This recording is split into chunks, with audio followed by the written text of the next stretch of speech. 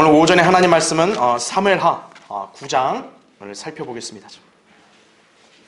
1절부터 13절까지 이렇게 한 장인데 다 이렇게 연관되어 있는 이야기니까 제가 이렇게 받들어 읽겠습니다. 다윗이 말하기를 사울의 집에 아직 남아있는 자가 있느냐? 내가 요나단을 인하여 그에게 친절을 베풀리라 하니라. 사울의 집에 속한 한 종이 있었으니 그의 이름이 시바더라. 그를 다윗에게로 부르니 왕이 그에게 말하기를 내가 시바냐 하자. 그가 말하기를 왕의 종이 그러하나이다 하더라. 왕이 말하기를 사울의 집에 아직 남아있는 자가 없느냐? 내가 그에게 하나님의 인자하심을 베풀리라 하니 시바가 왕에게 말하기를 요나단에게 아직 한 아들이 있는데 그가 다리를 저나이다 하더라. 왕이 그에게 말하기를 그가 어디 있느냐 하니 시바가 왕에게 말하기를 보소서 그가 로드발에 암미엘의 아들 마킬의 집에 있나이다 하니라. 다윗 왕이 보내어 로드발로부터 암미엘의 아들 마킬의 집에서 그를 데려오니라. 사울의 손자요 요나단의 아들인 무피보셋이 다윗에게 나와 그의 얼굴을 대고 엎드려 경의를 표하더라. 다윗이 말하기를 무피보셋아 하니 그가 대답하기를 보소서 왕의 종이니이다 하더라. 그러자 다윗이 그에게 말하기를 두려워 말라. 내가 내 아버지 요나단을 인하여 너에게 반드시 친절을 베풀 것이며 내가 내 조부 사울의 모든 땅을 내게 돌려줄 것이니라. 또 내가 계속해서 내 식탁에서 빵을 먹을지니라 하니 그가 절하며 말하기를 왕의 종이 무엇이기에 왕께서 죽은 개 같은 나를 돌아보시나이까 하더라 이거죠. 여러분 잘 아시다시피 사울은 다윗을 죽이려고 했단 말이에요. 그렇죠? 근데 사울은 결국 하나님으로부터 심판을 받아 사울과 아들 요나단 다 전쟁터에서 한날에 다 죽었죠. 그러니까 다윗의 입장에서는 뭐 이렇게 사울의 집안을 굳이 돌봐야 되냐 그럴 수 있는데 여기 나온 대로 다윗은 바로 그 요나단 때문에 요나단 때문에 지금 이제 사울의 집에 하나님의 인자하심을 자기가 보이겠다. 어떻게 보면 이제 은혜를 갚겠다는 것이. 자, 그 내막은 이제 이따 설교할 때 이제 살펴볼 것이고요. 자, 그럼 이제 9절을 보세요. 왕이 사울의 종 시바를 불러 그에게 말하기를 내가 사울과 그의 온 집에 속한 모든 것을 내 주인의 아들에게 주었노라. 그러므로 너와 내 아들들과 종들은 그를 위하여 땅을 갈고 열매를 거두어 내 주인의 아들로 먹을 식량을 얻게 하라. 그러나 내 주인의 아들 무피보셋은 항상 내 식탁에서 음식을 먹을 것이니라 하더라.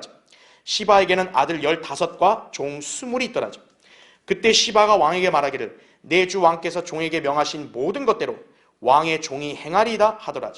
무피보셋에 관하여는 왕이 말하기를 그가 왕자 중 하나처럼 내 식탁에서 먹으리라 하더라. 무피보셋에게는 어린 아들 하나가 있었으니 그의 이름은 미카더라. 시바의 집에 거하는 모든 사람이 무피보셋에게 종이 되니라. 그리하여 무피보셋이 예루살렘에 거하였고 그가 계속해서 왕의 식탁에서 먹었으며 그가 두 다리를 절더라 이거죠. 자, 잠시 말씀을 위해서 기도하겠습니다. 위대하신 아버지 하나님, 오늘 참 날씨가 굉장히 매섭게 추운데 우리 믿음의 식구들은 주님의 장중 안에 안아주시고 따스한 손길로 지켜 보호해 주셔서 오늘 이렇게 아름다운 교회로 다 같이 모여 주님 앞에 영과 진리로 경배드리게 해주셔서 감사드립니다. 오늘 특히나 정말 하나님의 놀라운 은총으로 또 유튜브상으로 우리 말씀을 듣고 있는 우리 귀한 지체분들이 오늘도 이 자리에 왔습니다. 우리 교회와 또 하나님의 말씀을 선포하는 이 가치를 알기 때문에 하나님께서 오늘 그 가치를 직접 이렇게 경험할 수 있도록 이렇게 우리 교회로 인도하셔서 함께 예배에 참여할 수 있게 해주신 은혜 감사드립니다. 우리 여기 오늘 처음 온 우리 모치님과 우리 아드님도 이제 하나님 말씀으로 온전하게 잘 성장할 수 있게 해주시고 또 하나님의 뜻 가운데서 또 이렇게 생애를 가치 있게 살 수 있게 도와주시고 또 여러 가지 모든 생의 어떤 공경과 난관으로부터 늘 보호해 주시고 선하게 인도해 주시기를 원합니다. 방금 봉독한 말씀 제가 우리 성도들에게 말씀을 선포하고자 합니다. 주님, 저는 굉장히 어리석고 우둔합니다. 성령님께서 이 시간 제 안에 충만해 주시고 또 제게 지혜와 영역을 넘치게 해주시고 제 입술을 주장해 주셔서 하나님의 말씀을 담대하고 능숙하게 잘 선포할 수 있게 해주십시오. 우리 성도들 이 시간도 집중하고 또 하나님 말씀을 잘 경청할 수 있게 도와주시고 또 지혜를 주셔서 말씀을 잘 이해하고 하나님 말씀을 그대로 마음에 새기고 순종하여 우리 성도들이 영적으로 힘을 얻고 다시 한번 주님과의 온전한 관계를 잘 형성할 수 있도록 역사해 주시기를 원합니다. 이 시간도 악한 마귀가 어떤 형태로든 틈타거나 방해하지 못하게 막아주시고 주님만이 온전히 영광 받으시기를 원합니다. 다시 오셔서 저희를 데려가 주실 우리 주 예수 그리스도의 이름으로 기도드립니다. 아멘. 은혜가 무엇인지를 아는가? 이런 제목으로 이제 말씀을 전하겠습니다. 여러분은 은혜가 무엇인지를 아십니까? 오늘 여러분이 하나님 말씀으로 정확하게 이것을 인지하셔야 합니다. 은혜란 기본적으로 분에 넘치는 호의를 말합니다. 우리 인생은 자기도 모르게 다양한 은혜의 혜택을 입게 됩니다. 부모의 사랑과 헌신, 그리고 은사나 어떤 귀인의 도움, 또 국가와 애국지사들의 희생 덕택에 우리는 이 세상을 지금 살아가고 있는 것입니다. 사람이 은혜를 받았으면 반드시 기억하고 보존하려고 노력하는 것이 인지상정입니다. 그러나 은혜를 저버리는 행위를 하는 배은망덕한 사람들이 지금 이 세상에 널려 있습니다. 배은망덕한 삶을 사는 사람은요, 사람의 길을 포기한 것이에요. 왜 하나님께서는요, 그분의 자비와 은혜를 기억하고 찬양하라고 왜 계속 기록했겠어요? 하나님이 우리에게 단순히 생색내는 게 아니에요. 은혜와 자비를 입었으면 당연히 기억하고 그것에 감사를 표하는 것이 마땅하다는 것이에요. 하나님과 인간과의 관계에서는 이거는 당연한 것이고요. 인간들 간의 관계도 마찬가지라는 얘기죠. 아프리카의 카르라는 지방에는요, 은혜에 보답하는 좋은 풍습이 있다고 합니다. 이 마을에는 어떤 사람이 다른 사람에게 은혜를 받아서 고마움을 느끼면은 그날 밤 그 집 마당에서 무릎을 꿇고 조용히 머리를 숙여서 밤새 앉아 있는 것이에요. 혹시 비가 온다 하더라도 그 사람은 움직이질 않고 꼬박 비를 맞으면서 은혜를 베푼 사람의 고마움을 가슴에 새긴다고 하는데요. 만일 이렇게 하지 않고 지내면요, 그 사람은 마을에서 집단으로 구타를 당하든지 아니면 쫓겨난다고 합니다. 미개한 사람들의 그런 자세도 이런데, 하물며 소위 선진국이라고 하는 살고 있는 사람들 중에는 이보다 못한 사람들이 많죠. 그렇죠? 예. 은혜를 기억하는 거예요. 자, 은혜는 받는 사람에게는 거저 주어지다 보니 당연한 것으로 여겨질지 모르나 자신이 누리고 있는 은혜가 다른 사람의 값진 헌신과 희생에 의해 주어진 것임을 간과해서는 안 됩니다. 나는 이거를 당연히 누리고 있다 생각하지만요, 내가 이렇게 누리고 있는 것은 다른 사람의 희생과 헌신으로 온 것일 수 있다는 거죠. 은혜를 받았다면 응당 감사를 표명하고 어떻게든 보존하려고 애를 쓰는 게 마땅합니다. 자, 하물며 가장 위대하고 놀라운 은혜를 베푸신 하나님의 사랑과 호의를 안다면 그런 사람은 어떤 삶을 살아야 되겠어요? 인간들 간에서도 은혜를 이렇게 기억하고 보존하려고 한다면 하물며 하나님과의 관계 속에서 내가 놀라운 은혜를 받았다면 어떻게 살아야겠냐 이거죠. 주님께서는 본디 하나님의 원수로서 그분의 진노 아래 있었던 우리를 사랑하시고 구원해 주시고자 독생자이신 예수 그리스도를 화목제물이 되게 하셔서 우리의 죄값을 대신 치르게 하셨습니다. 요한일서 2장 2절과 로마서 3장 25절이에요. 이로 인해 우리는 아무 공로나 대가 없이 예수 그리스도의 대속을 단지 믿음만으로 즉시 구원받을 수 있게 된 것이에요. 이것이 하나님의 은혜라고요. 너희가 믿음으로 말미암아 은혜로 구원을 받았으니 이것은 너희에게서 난 것이 아니요 하나님의 선물이라 하죠.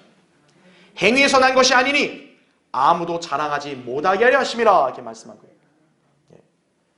하나님의 은혜는 인간의 어떤 행위가 들어가 있지 않는 거예요. 우리가 이와 같은 놀라운 은혜를 받게 된 것은 전적으로 주 예수 그리스도 덕분이라고요. 예수님께서 지불하신 대가와 희생으로 인해 우리가 이런 위대한 은혜를 누리게 된 것입니다. 주님께서는 은혜와 진리가 충만하신 분이라고 요한복음 1장 14절에 말씀하고 있는 거예요. 이 은혜는 우리 구원에만 한정되지 않아요. 현재 우리의 삶의 필요, 또 하나님의 도우심, 또 하나님의 보호하심, 모두 풍성한 은혜의 역사입니다. 여러분 중에 어느 누가 하나님은 나를 당연히 보호해줘야 된다, 그렇게 말할 수 있는 사람이 누가 있어요? 나는 당연히 질병도 없고 나는 당연히 돈 문제도 없이 나는 부유하게 살아야 된다, 그런 사람이 어디 있어요? 우리가 이렇게 당연히 누리고 있는 것이 아니라 하나님의 은혜로 살고 있다는 것이에요. 여러분이 예수 그리스도를 영접함으로써 이런 은혜를 향유할 수 있게 되었다는 사실을 기억해야 되는 거예요. 우리 모두가 그의 충만한 데서 받았으니 은혜 위에 은혜니라, 요한복음 1장 16절에 말씀하는 거예요. 그리스도인들은 세상 사람들보다 훨씬 더 모범적으로 다른 사람들에 의해 은혜로 주어진 친절과 호의 등의 감사를 표하고 마땅히 보내야 합니다. 하물며 하나님의 이런 풍성한 은혜로 살고 있다면 더더욱 주님께 감사와 찬양을 드리고 그에 합당한 삶을 살아야 하지 않겠습니까? 그리고 주님께로부터 이런 은혜를 받았다면 다른 성도들에게 베푸는 것도 우리는 인색하면 안 되죠. 나만 받을 자격이 있고 다른 성도는 받을 자격이 없나요? 아니죠. 내가 주님께로부터 은혜를 누리고 있다면 그 은혜가 다른 성도들에도 영향을 끼칠 수 있게 한다 이거죠. 이것이 은혜의 본질을 아는 성도의 자세입니다. 자, 이런 은혜를 좀 더 여러분이 선명하게 보고 배우고 싶다면 오늘 우리가 지금 살펴본 이 본문의 다윗 왕과 무피보셋에 관한 말씀을 여러분이 보시게 되면 은혜의 본질을 알게 되는 것이에요. 아, 은혜로 인해서 이런 친절이 나고 또 그래서 자기도 이런 것을 친절로 갚는구나 이거죠.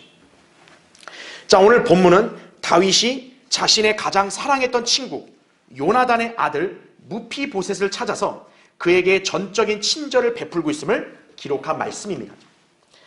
다윗이 자신을 죽이려고 했던 사울의 집안에 속한 자손에게 이토록 큰 친절을 베푼 것은 다름 아닌 자신에게 호의를 베풀었던 요나단 덕분이었다고요.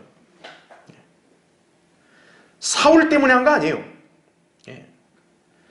다윗은 사울 때문에 2번이나 생명의 위협을 받았다고요.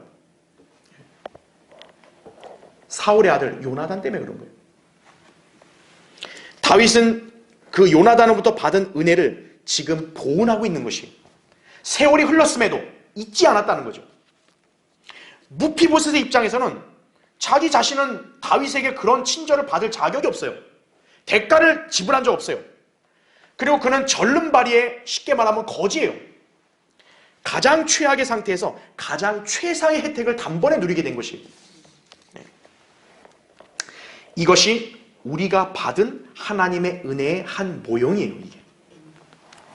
우리도 무피보셋처럼 비참한 죄인에 불과했다고요. 그러나 단번에 예수 그리스도로 말미암아 하나님의 아들이 되어서 아들로서의 지위와 특권을 보장받았다. 하나님께서는 아들이신 예수 그리스도의 희생 때문에 우리에게 이런 크신 은혜를 베푸신 것이다. 디도서 2장 11절에 나온다. 여러분이 이런 은혜의 가치를 깨닫고 항상 은혜를 받은 성도답게 감사와 찬양이 넘치며 또 주님을 위해서 헌신된 삶을 살아야 합니다. 우리는 하나님의 은혜를 감히 갚을 수 없어요. 하나님도 우리 보고 갚으라 말하는 게 아니에요. 그 은혜 안에서 이제는 하나님을 위해서 삶을 살으라 이거예요. 하나님을 기쁘시게 하는 삶으로 가치 있게 살라 이거죠. 그것이야말로 주님 앞에서 배은망덕한 자녀가 되지 않는 방법이라 이거죠. 그래서 오늘 설교의 주제, 다윗이 보인 친절을 보며 은혜를 배우라 이거죠. 우리가 그동안 막연하게 살았다면 오늘 다윗의 이런 행위를 통해서 우리가 은혜의 특성을 배울 수 있어야 한다 이거죠. 자, 첫 번째, 무피보셋은 자기 아버지 요나단 때문에 다윗의 친절을 받았습니다. 여러분 거기 사무엘하 9장 다시 보시면 여기 7절을 보세요. 7절에 두려워 말라. 내가 내 아버지 요나단을 인하여 너에게 반드시 친절을 베풀 것이며 내가 내 조부 사울의 모든 땅을 내게 돌려줄 것이니라. 또 내가 계속해서 내 식탁에서 빵을 먹을지니라 이렇게 말하고 있죠. 다윗이 유다와 이스라엘 왕국을 어느 정도 안정시키고 나자 자신에게 친절을 베풀었던 요나단을 기억하게 됩니다. 요나단과 다윗은 살아생전에 아름다운 우정과 사랑으로 뭉친 친구들이었어요. 사무엘하 18장 1절부터 3절에 나온다 이거죠.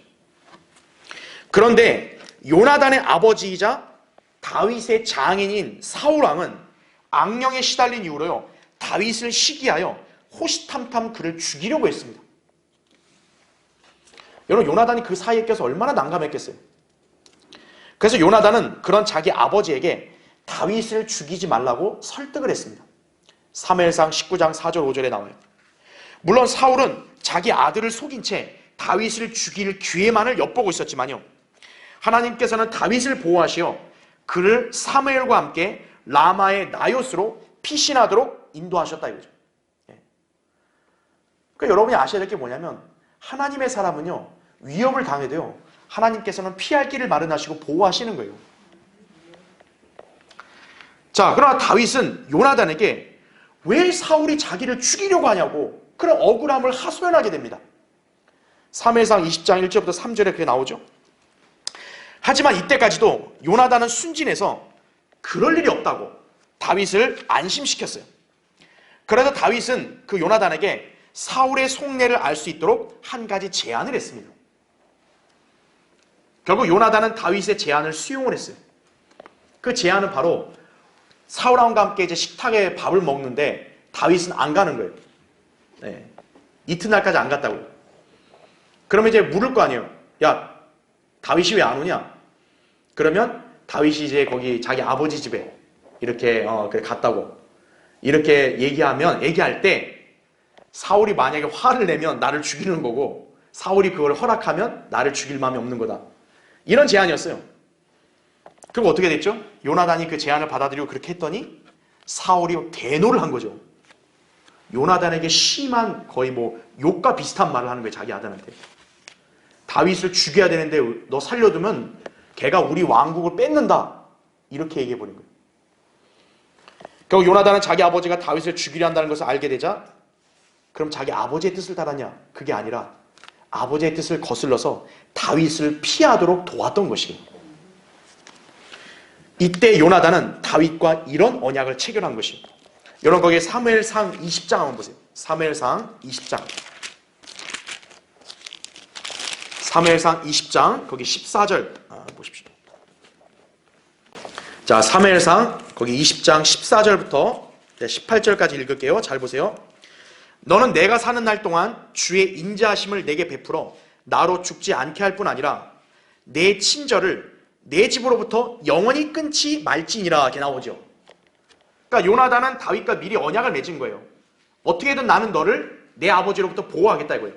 자, 내가 너에게 이런 친절을 베풀었으니 너도 이 친절을 끊지 말라 이거죠. 언제까지요? 요나단이 죽고 나서도 너와 나 사이, 집안 사이에서 이 친절을 끊지 말자 이거예요. 그래서 보세요. 그리하지 말지니 주께서 다윗의 원수들을 지면으로부터 모두 끊어버리신 후에도 그리하지 말지니라 이거죠. 요나단이 다윗의 집과 더불어 한 언약을 세워 말하기를 주께서 다윗의 원수들의 손에서 그것을 찾으시기를 원하노라 하더라죠. 요나단이 다윗을 사랑하기에 다윗으로 다시 맹세케 하였으니 이는 그가 자신의 혼을 사랑하듯 다윗을 사랑함이더라. 그때 요나단이 다윗에게 말하기를 내일은 세 달이라 내 자리가 빌 것이므로 내가 없음이 알려지리라. 이러면서 쭉 말하는 거죠. 예. 요나단은 다윗을 끔찍이 사랑한 거죠.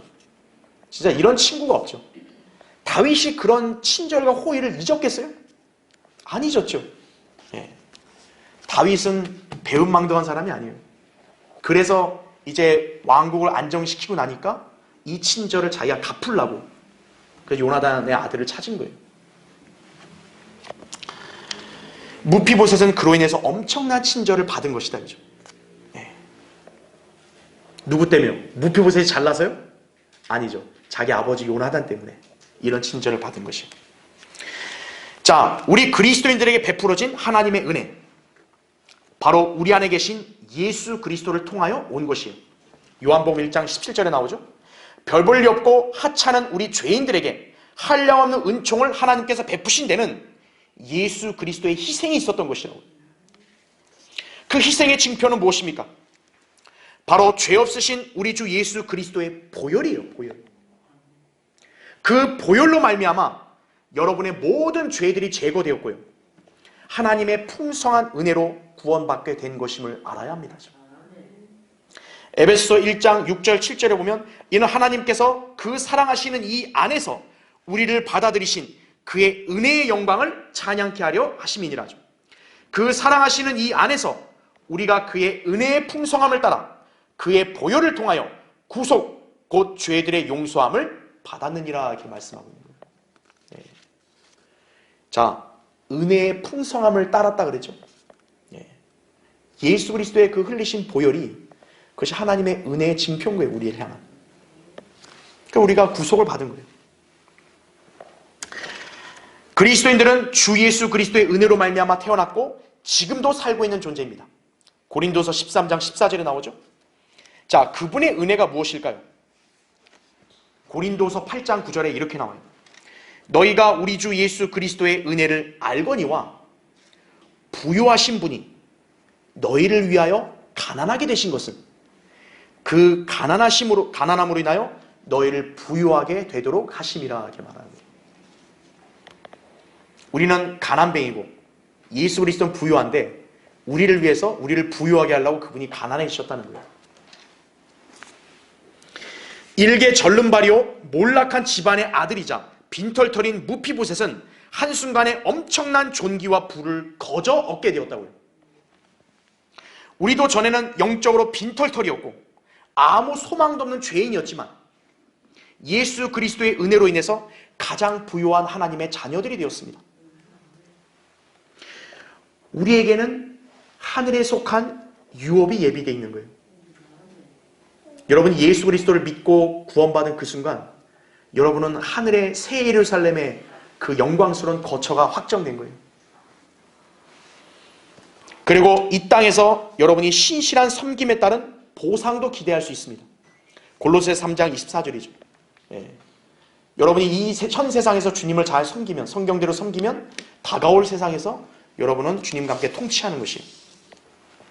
무엇보다 주 예수 그리스도의 풍요하심에 따라 우리의 모든 필요를 언제든 우리는 공급받을 수 있습니다. 여러분 현재 이 땅에 살면서 뭔가 부족한 게 있다. 여러분 주님께 구하면 주님이 필요를 주신다고 말씀하신 거예요. 빌립보서 4장 19절에 그러나 나의 하나님께서 그리스도 예수를 통하여 영광 가운데서 그의 풍요함을 따라 너희의 모든 필요를 채워 주실 것이라 이거죠. 예수 그리스도는 풍요로운 분이시다 이거죠. 우리의 모든 필요 언제든 채워주신다 이거죠. 그럼 우리는 그런 공급받을 수 있는 자격이 있는 거예요? 아니죠. 바로 하나님의 은혜인 거죠. 예수 그리스도의 이름으로 하나님 아버지께 무엇이든지 간구하면 받을 수 있다는 기도 응답의 약속이 여러분에게 주어진 거예요. 요한복음 14장 13절 14절에 이 모든 게 바로 예수 그리스도로 인해 하나님께서 베푸시는 풍성한 은혜임을 알아야 합니다. 하나님의 풍성한 은혜는 우리 그리스도인들에게 베풀어졌어요. 예수 그리스도 덕분이라고요. 또한 우리에게는 언제든 자비와 은혜를 받을 수 있는 하나님의 보좌 앞으로 나아갈 수 있습니다. 그래서 성경에서는 이것을 은혜의 보좌라고 말한 거예요. 은혜의 보좌. 히브리서 4장 16절에 여러분이 구원받기 전에는 여러분은 하나님 앞에 누구도 나갈 수 없어요. 그러니까 예수 그리스도로 말미암아 구원받았으면 여러분은 하나님께 언제든 직접 나아갈 수 있는 거예요. 기도하면 그 은혜로 기도 응답을 받는 것이에요. 그래서 하나님이 앉아 계신 보좌를 은혜의 보좌라는 거예요. 은혜의 보좌. 이런 은혜를 여러분은 예수 그리스도로 인해 충만하게 누릴 수 있는 것입니다. 여러분이 이 진리를 안다면요, 항상 감사와 찬양이 절로 나오지 않을 수 있겠어요? 은혜를 받은 성도다운 모습을 보일 수 있어야 한다고요. 그렇죠? 자, 다윗이 보인 친절을 보며 은혜를 배우라 하죠. 두 번째로 무피보셋은 친절을 받을 자격이 없었음에도 값없이 친절을 받았습니다. 여러분 거기 사무엘하 다시 보세요. 사무엘하 9장. 사무엘하 9장 거기 8절을 보세요.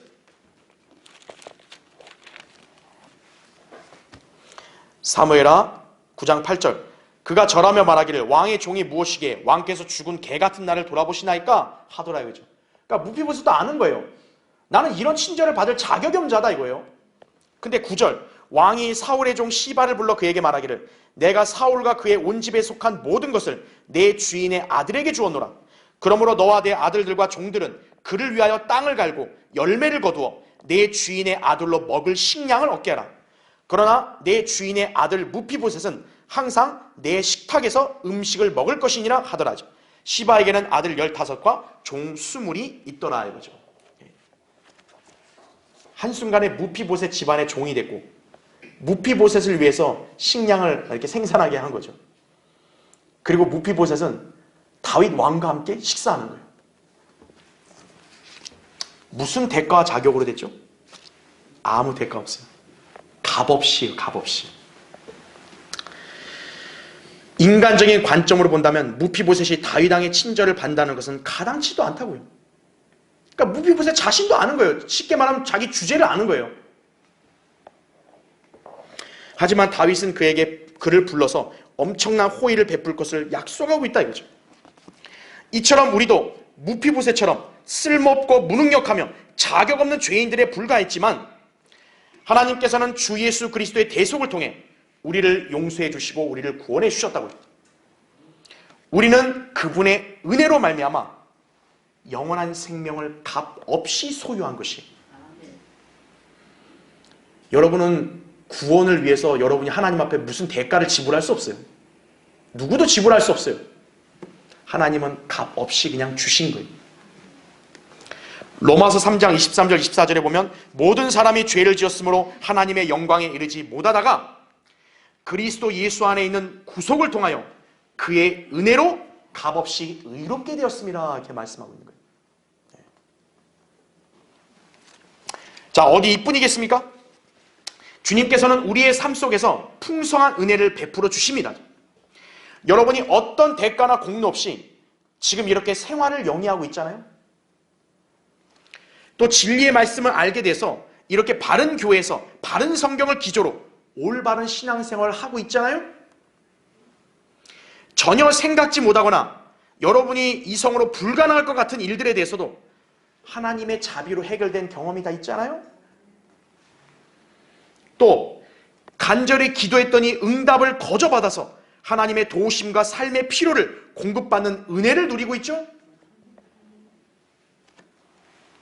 이것이 과연 여러분이 하나님 앞에서 의롭고 받을 만한 자격이 있어서 이루어진 걸까요? 은혜는 함부로 계산할 수 있는 영역이 아니에요. 인간들 간의 은혜도 갚는 게 어려운 일이거든요. 하물며 하나님의 은혜를 일개 인간이 대가를 지불한다든가 받을 자격을 운운할 수 있는 것일까요? 아이고 하나님 오늘 나 도우셨네요. 아 하나님 내가 갚을게요. 인간이 갚을 수 있는 거예요? 없죠. 은혜에 대해서 겸손하게 여기고 감사해야 하며 보온하려고 노력해야 한다 이거죠. 이것이 양심 있는 하나님의 자녀의 자세예요.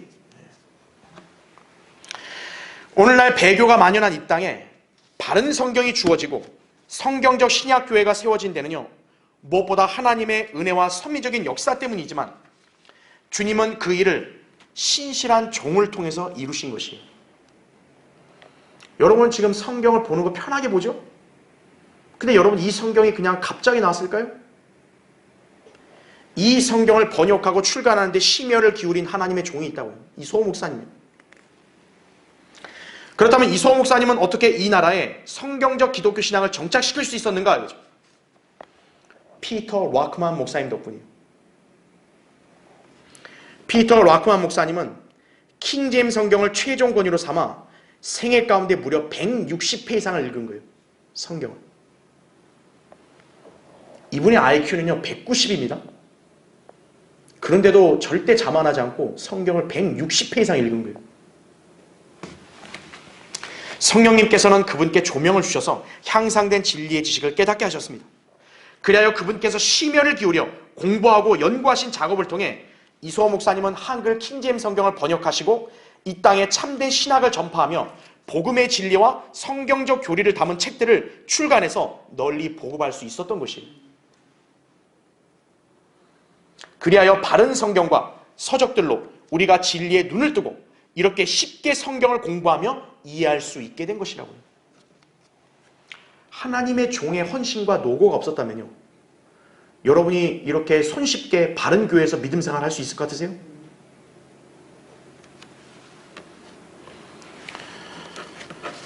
이분들의 피나는 헌신과 희생 덕분에 우리가 이런 올바른 신앙을 이렇게 참 은혜로 누리고 있는 것이에요. 성경적인 성별을 지키기 위해서 이분들은 타협하지 않았어요. 저 일반 세속화된 교회들이 이렇게 뭐 해유를 하든 위협을 하든 타협하지 않은 거예요. 그리고 진리 때문에 엄청난 박해와 고난을 겪으셨음에도 모두 감당하셨습니다. 이분들의 노고와 기도로 인해서 오늘날 우리가 올바른 신앙생활을 하게 된 것이죠. 그런데도 과연 감사하지 않고 그분들의 호의에 보은하지 않았어야 되겠냐고요. 저는 여러분에게 월간지와 그날 양식을 줄 때마다 늘 언급하잖아요. 이분들의 노고와 여러분의 호의를 여러분이 정말로 감사한다면 부지런히 공부해야 된다고요. 예. 여러분이 하나님이 쓰신 종 목자를 통해서 양육을 받고 있는 게 감사하다면 목자가 선포하는 말씀을 여러분이 잘 경청해야 되는 거예요. 예. 이소호 목사님은 러크만 목사님의 장례식 이후에요, 그분의 호의를, 친절을 기억하고 보훈하시려고 러크만 메모리얼 펀드, 러크만 기념 기금을 형성해서 세계 각지 15명의 선교사들, 파송된 선교사들을 지원하고 있어요, 지금도. 우리는 일반 교회들처럼 무슨 뭐 사람들을 많이 끌어모고 뭐 돈 모고 돈 많고 이런 거 없어요. 우리는 그렇지만 그 친절과 호의를 알기 때문에 그렇게 하는 거라고요. 해외에 여러분 선교사들이 얼마나 고생한지 아십니까? 복음을 위해서요. 그걸 기억하는 거예요. 그들을 우리는 지원하고 있는 거예요. 피터 락크만 목사님 때문에. 박신용 목사는 이소호 목사 기념재단을 역시 만들었어요. 목사님의 저서들이 판매될 때마다 그 수익의 일부를 기금으로 형성해서 가난한 학생들을 지원하고 있어요. 왜 그럴까요? 이소호 목사님으로부터 받은 호의를 아니까요. 그거를 그분이 주님께로 간 이후에도 우린 그걸 기억하고 갚는 거죠. 특히 이번에 목사님의 사역을 기억하는 영상도 제작해서 선교주간 때 우리가 시청할 예정이에요. 우리가 값없이 받은 호의를 기억하고 감사하기 위해서요. 네. 여러분, 이 성경 이렇게 번역하고 출간할 때까지요, 이소 목사님 한 개인의 생애는 13년 6개월이 걸린 거예요. 우리는 편하게 성경을 아무 때나 사서 보지만요, 그때는 그런 게 있었겠어요? 그때 뭐 지금처럼 무슨 컴퓨터 이런 게 있겠어요? 그런 노고와 또 그런 어떤 헌신, 그 다음에 호의를 기억해야죠. 하나님께서 우리에게 베푸신 은혜 얼마나 위대한 것인가요?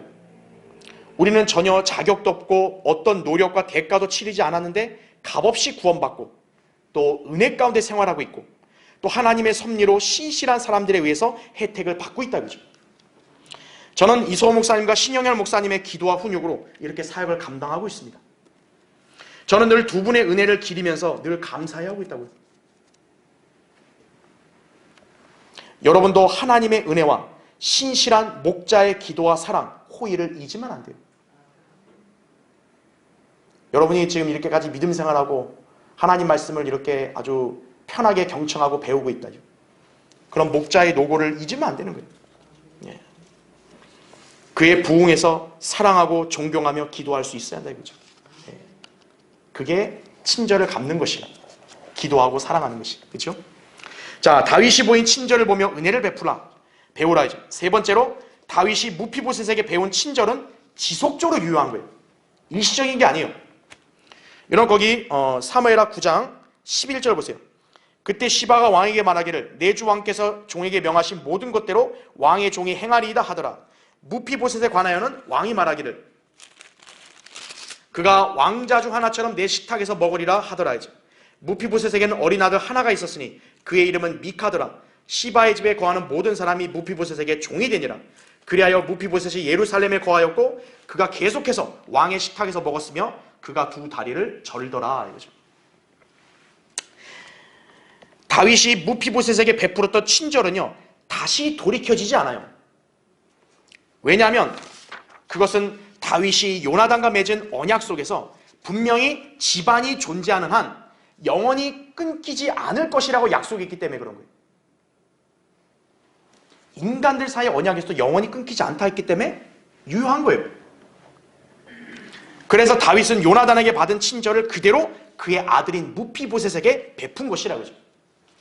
무피보셋은 그 친절로 인하여 왕자처럼 돼서 왕의 식탁에도 참여하고 자신을 섬기는 종들과 땅을 소유하게 된 것이다 그죠.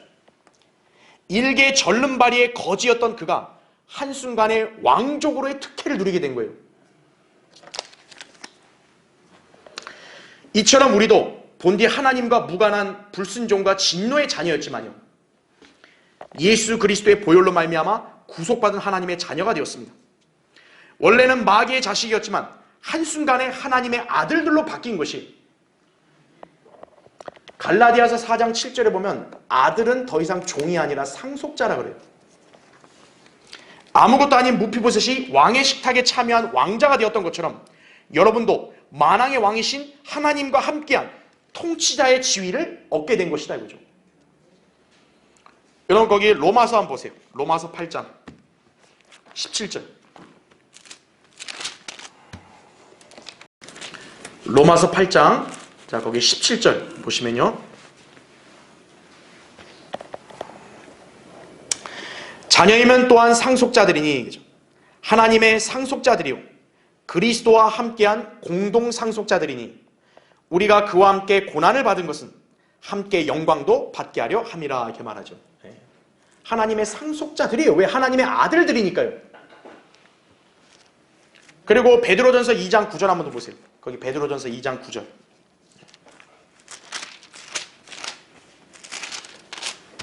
베드로전서 2장 9절에 그러나 너희는 선택받은 세대요 왕같은 제사장이며, 자 우리를 뭐라고 불러요? 왕같은 제사장이죠. 거룩한 민족이요 독특한 백성이니 이는 너희를 어두움에서 불러내어 그의 놀라운 빛으로 들어가게 하신 분의 덕을 너희로 선포하게 하려는 것이니라. 너희가 전에는 백성이 아니었으나 이제는 하나님의 백성이며 전에는 자비를 받지 못했으나 이제는 자비를 받았느니라. 그래서 계시록 5장 10절에는 우리 하나님 앞에 우리를 왕들과 제사장들로 삼으셨으니 우리가 땅 위에서 통치하리다 이렇게 말씀하고 있는 거예요. 이게 우리가 구원받을 순간 주님이 우리에게 주신 지위라고요. 이것은 전적으로 하나님의 은혜입니다. 이 은혜는 결코 취소되거나 번복되지 않습니다.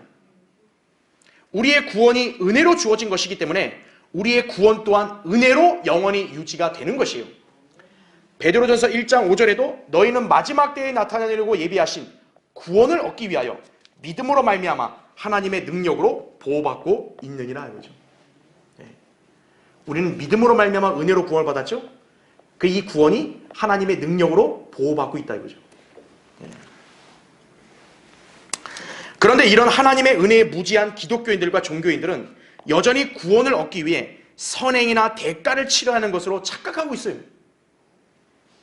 그들은 비록 믿음으로 구원을 받았어도 행위가 잘못되면 구원을 잃어버린다고 오해를 합니다.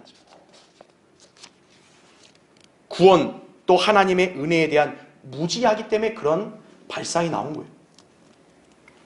애당초 은혜에는 어떤 행위나 대가도 들어가지 않는데 그들은 마치 스스로 은혜를 받을 만한 자격이 있다고 여기는 것이에요. 내가 이런 행함을 하니까 은혜를 받는 거다. 당연하다. 그건 착각이죠. 바울은 이런 자들을 향해서 갈라디아서 5장 4절에 이렇게 말한 거예요. 은혜로부터는 떨어져 나갔느니라. 쉽게 말하면 하나님 은혜를 저버렸다는 말이에요. 은혜로 그냥 구원을 값없이 받는 건데 그게 아니라 그걸 거부하고 그냥 자기 행위로 받겠다고 하는 거예요. 자, 은혜가 자기의 힘으로 이렇게 소유할 수 있고 유지될 수 있는 건가요?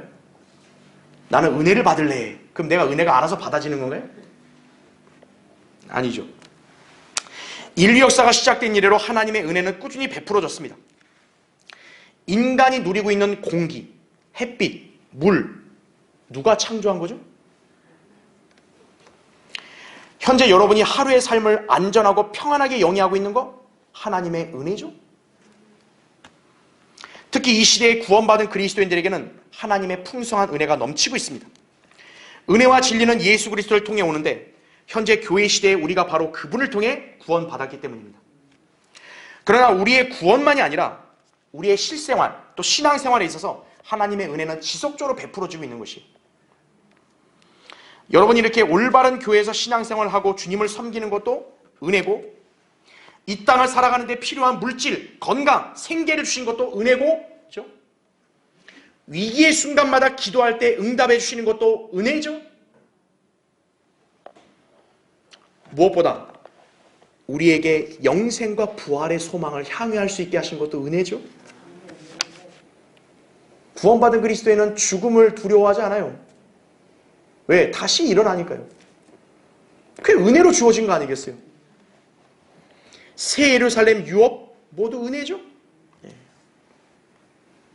자, 근데 이런 은혜가 일시적으로 존재한다 이거예요. 그럼 그게 은혜일까요? 하나님이 그냥 잠깐 동안 그렇게 해주고 마음에 안 들면 다시 가져간다. 그럼 그게 은혜인가요? 그러면 대가가 되는 거죠, 그게 바로. 그런 것으로는 하나님께 감사를 드릴 수 없는 거죠. 여러분, 사람이 자기가 노력을 해서 빚을 갚았으면 그거에 대한 감사는 없는 거죠. 왜? 그건 자기가 노력해서 한 거니까. 만약 우리 구원이 우리 행위로 이렇게 해서 노력해서 얻은 거라면 우리가 무슨 감사가 넘치겠어요? 그렇죠. 은혜로 받았으니까 감사가 넘치는 거죠. 그렇죠. 우리가 이렇게 사는 것도 우리가 당연히 자격이 있어서 사는 거다. 그럼 뭐가 감사가 있겠어요? 우리는 자격이 없는데 사니까 감사한 거죠. 그렇죠. 하나님께서 우리에게 베푸신 이 풍성한 은혜는 결코 돌이켜지지 않습니다. 여러분이 그런 은혜의 가치를 알고 산다면 다윗이 자기가 받은 대로 무피보셋에게 친절을 베풀었던 것 같이 매일의 삶 속에서 다른 사람들에게 이 은혜를 누리도록 영향을 끼쳐야 합니다.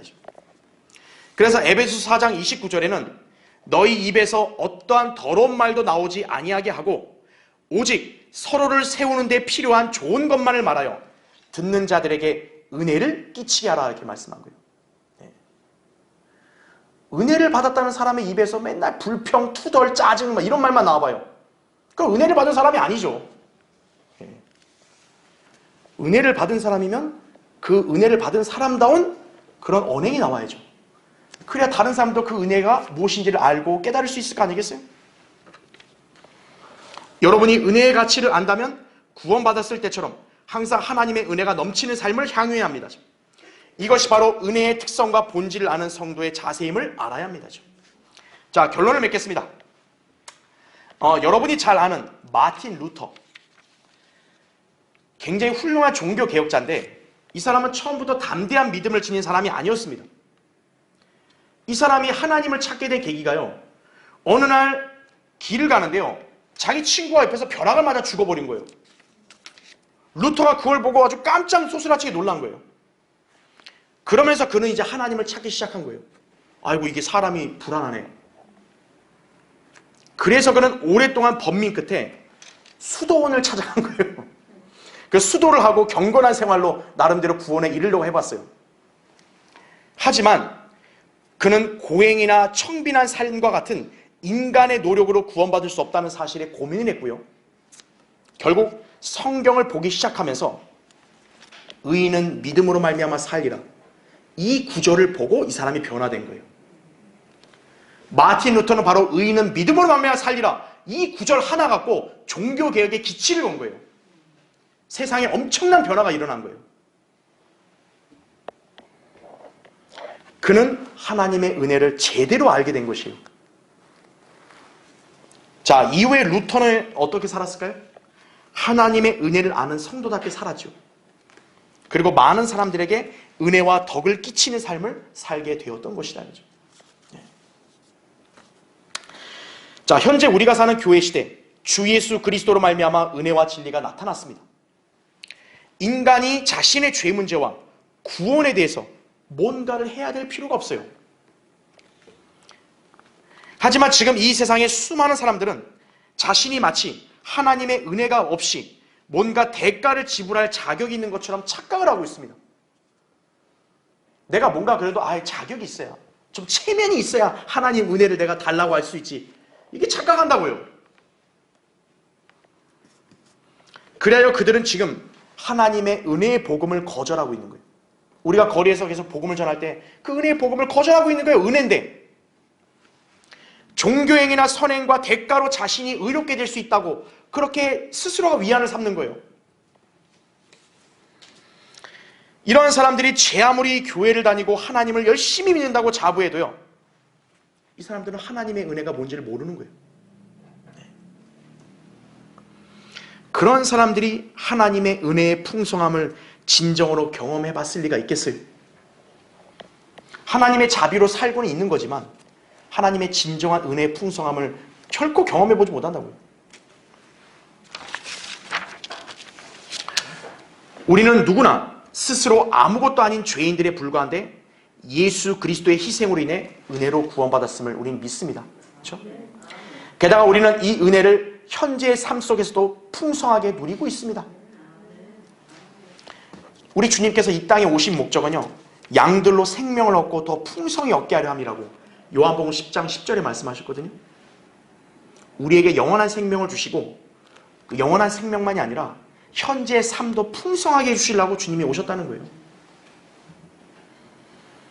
여러분이 성경대로 주님을 믿고 그분을 섬기며 그분의 약속을 신뢰하고 살아간다면 여러분의 생애는 풍성한 삶이 되는 것이, 하나님의 은혜로 되는 것이, 이런 은혜를 다른 사람들도 누리도록 우리가 영향을 끼쳐야 되는 것이, 하나님의 은혜 가운데 사는 사람은 다른 사람도 영향을 받는 거예요. 하나님의 은혜를 자기가 이게 아니라고 부정하고 하나님의 은혜를 망각해버리면 다른 사람들은 그걸 볼 수가 없다고요. 다윗은 자기에게 호의를 베푼 요나단을 기억하면서 그의 보훈하고자 아들인 무피보셋에게 친절을 베풀었습니다.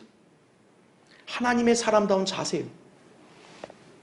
이처럼 하나님의 은혜를 아는 그리스도인들은 항상 그 은혜를 알고 그 은혜의 힘으로 서로를 사랑하며 기도해주고 섬기며 궁핍한 지체들을 도울 수 있어야 한다 이거죠. 그리고 누군가에게 그런 호의와 친절을 받았다면 하나님은 물론이고 그 사람에게도 감사를 표명하고 보호하려고 노력해야 되는 것이에요. 특히 하나님의 은혜로 기도하며 양육하는 목자나 사역자를 존경하고 그 은혜를 기억해야 되는 것이에요. 이것이 은혜를 아는 성도의 자세예요. 고린도서 6장 1절에 보면 하나님의 은혜를 헛되이 받지 말라 했거든요. 하나님의 은혜를 헛되이 받은 사람이 되면 안 돼요. 하나님의 은혜 가운데서 풍성한 삶을 누려야죠. 하나님의 은혜가 넘치는 삶을 살아야죠. 여러분이 오늘 이 은혜를 알므로써 그런 삶을 사시기 바랍니다. 자, 기도하겠습니다.